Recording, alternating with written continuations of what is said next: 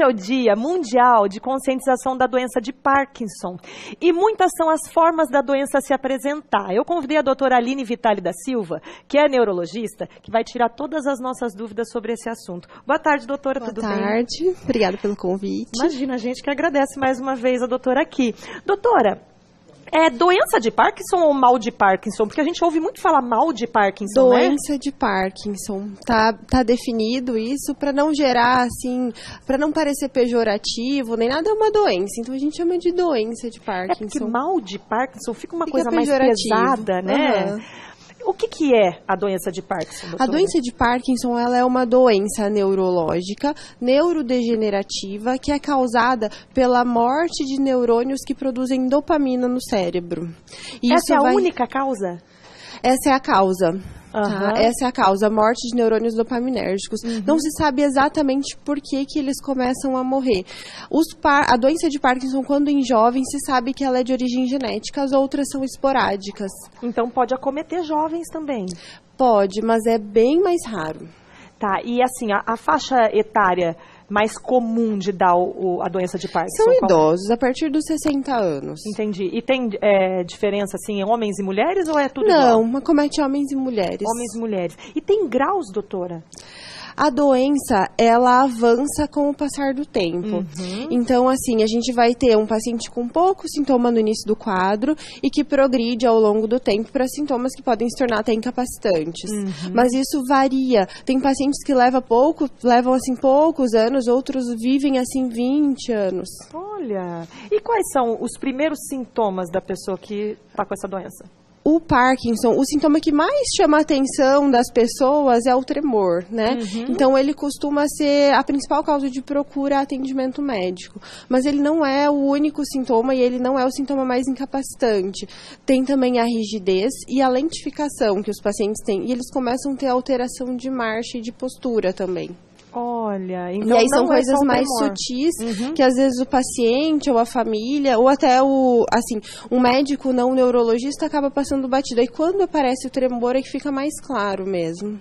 Mas essa lentidão que você falou é no falar, é no movimentar, é em tudo? É em tudo. Até no falar, acomete a fala também. Acomete a fala também. O paciente com Parkinson, tipicamente, ele começa a falar com uma voz mais baixa e muda a entonação. Ele começa a falar com tons mais baixos e monótono. Entendi. Existem sintomas que não são motores? Existem, e são muito comuns. E até vão acontecer antes dos sintomas motores. Já fala quais, doutor? Não precisa se preocupar. São perda do olfato. Tá? É uma coisa que pode acontecer antes dos sintomas motores. Uhum. Depressão e ansiedade são coisas comuns que podem aparecer antes dos sintomas motores também. Uhum. E alterações gastrointestinais, lentificação de todo o trânsito gastrointestinal. Entendi. E tem algum exame específico que faça o diagnóstico do Parkinson? O diagnóstico de Parkinson, ele é feito de forma clínica. Então, a gente vai ver os sinais e os sintomas que o paciente apresenta. A doença de Parkinson, propriamente, ela sempre vai começar de um lado. Uhum. E aí, a gente vai ver se o paciente tem o tremor, a lentificação, se ele tem alteração de marcha e a rigidez. Tá? E a gente vai fazer um exame complementar para excluir que isso não seja causado, por exemplo, por um tumor ou por uma hidrocefalia, mas o diagnóstico é clínico e o exame é só para excluir outra causa para os sintomas que o paciente tem. Entendi. Tem dúvidas sobre a doença de Parkinson? Manda no meu WhatsApp, 991765602. Ó, tô com o WhatsApp aqui na mão, a gente já responde aqui com a doutora, tá bom? Doutora, tem como a gente prevenir a doença de Parkinson? Não tem. Assim, eu costumo dizer para o paciente que acaba sendo um azar. O que a gente sabe é que envelhecer é o principal fator de risco, mas outros não são bem definidos. Se fala assim, intoxicação por materiais pesados, agrotóxico, mas não são coisas muito definidas, não. E aí tem os genéticos, né? Que aí tem genes já, mas esses acometem os jovens que vão ser a grande minoria, né? Uhum. A maioria vai ser esporádico mesmo. E tem cura? Não tem cura, mas tem tratamento. Quando o paciente é mais idoso, assim, então se acomete um paciente com 80 anos, geralmente não vai fazer tanta diferença na vida dele. Assim, a gente começa a tratar, eles melhoram. Então dá para o paciente viver bem com o Parkinson. Uhum. A Gisele está perguntando se é hereditário. A doutora já respondeu, Gisele, que pode ser sim, né? Quando é em jovem. Quando é em jovem. Uhum. Agora, esses tratamentos que tem disponíveis hoje para essa doença, doutora, como que é? A gente tem tratamento medicamentoso, os tratamentos são todos disponíveis pelo SUS, tem ainda alguns remédios que não estão na lista ainda, mas que não estão ainda disponíveis, mas que já foram aprovados para ir para o SUS. Então a gente tem bastante opção de tratamento. O principal tratamento vai ser a levodopa, né, que é o que tem mais efeito nos sintomas, mas a gente tem outros tratamentos também.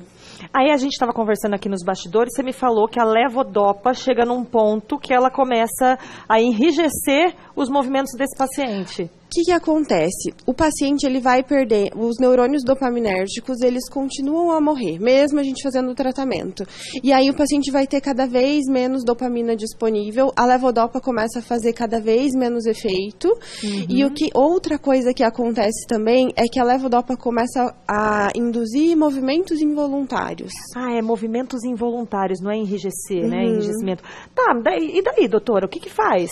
Já está tomando o remédio, o tratamento que é para isso, né?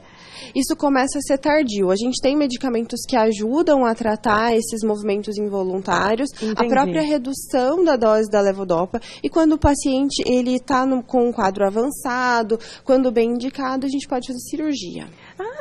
É cirúrgico também o Parkinson? Eu não sabia, isso é novidade. Como é que é essa cirurgia, doutora? Ela é como se fosse um marca-passo cerebral. A gente implanta um eletrodo e aí coloca a bateria como se fosse um marca-passo mesmo. E aí o paciente melhora dos sintomas, mas tem que ser bem indicado. É Parkinson avançado, que respondia bem a levodopa no início do quadro. Não pode ter demência, né? Então tem que ser um paciente muito bem selecionado. Então, na verdade, vai ser a minoria dos pacientes que vão ter indicação de fazer cirurgia. Você falou que não pode ter demência. O Parkinson leva a demência ou não? Ele pode levar. É a minoria dos pacientes, conforme a doença avança, pode evoluir com demência. Aí é a demência da doença de Parkinson, não tem a ver com o Alzheimer. Entendi. E como é que é essa demência? O paciente começa a ter perda cognitiva, tá? Junto com os sintomas motores que já estão avançando também. Entendi. E mesmo com a cirurgia, isso não melhora? E pode piorar. Então, a gente tem que selecionar muito bem os pacientes. Para fazer a cirurgia. Tem que ser um neurocirurgião que conheça bem, que esteja treinado, tá? E um neurologista também que esteja treinado para auxiliar nisso aí. Mas o bacana da gente saber é que existe tratamento, não deu certo o tratamento, existe a possibilidade da cirurgia e que a minoria dos casos que acontece da pessoa ter uma demência, enfim, né, doutora? E o paciente consegue viver com uma boa qualidade de vida com a doença de Parkinson. Que bom Muitos saber. deles conseguem. Que bom, obrigada, viu, Imagina, doutora? eu Mais que uma vez agradeço aqui o com a convite. gente. Muito obrigada.